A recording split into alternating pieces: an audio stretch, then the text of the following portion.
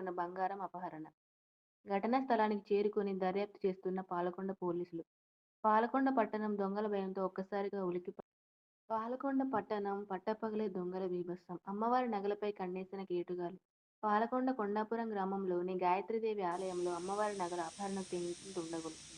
ఉదయం 8:30 ప్రాంతాల్లో భక్తుల్లా గుడిలోకి ఎంటరైన దొంగలు అమ్మవారి విగ్రహంపై ఉన్న బంగారం అపహరణ.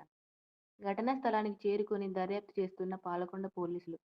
పాలకొండ పట్టణం దొంగల భయంతో ఒక్కసారిగా ఉలిక్కిపడింది. కొండాపురం గ్రామంలోని గాయత్రీదేవి అమ్మవారి ఆలయంలో దొంగల బీభత్సం సృష్టించారు.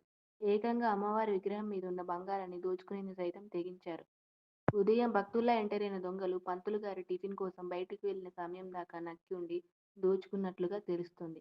అమ్మవారి మూల విరాట్ మెడలోని 4 మంగళసూత్రాలు, అమ్మవారి ముక్కుపుడక, అమ్మవారి బంగారు నేత్రాలు దోచుకురాని తెలుస్తుంది.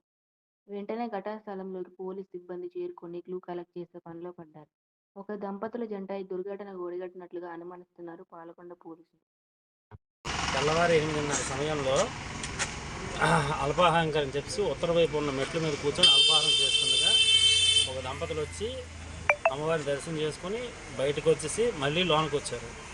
లోనికి వచ్చి ఈలోగా అల్పాహారం చేసి నేను చేతులు కొడుక్కొని బయటికి ట్యాప్ దగ్గరికి వెళ్ళి చేతులు కొడుక్కొని చూసుకొని హడావుడిగా వెళ్ళిపోతున్నారు. గబుకుని లోనికి వచ్చి అమ్మవారిని చూసుకొని అమ్మవారికి ముఖానికి ఉండే నేత్రాలు, నత్తు, మెడలో ఉండే అడుగులు, శతమానం అడుగులు కూడా 2 జతలు పట్టుకొని చూసుకెళ్ళి లేవు. తెర చూసుకెళ్ళి హడావుడిగా బందెక్కి వెళ్ళిపోతున్నారు. బయటకు వచ్చి నేను పెద్దగా గుండు చేసే నుంచి ఆ పక్కన ఉన్న వాటర్ ప్లాంట్ వాళ్ళు ఏంటంటే వాళ్ళు ఎవరో వాళ్ళకి వివరాలు చెప్పారు.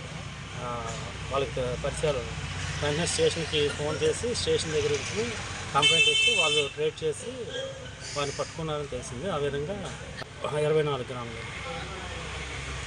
చిట్టుబాబు, బంకుపల్లి చిట్టుబాబు సార్.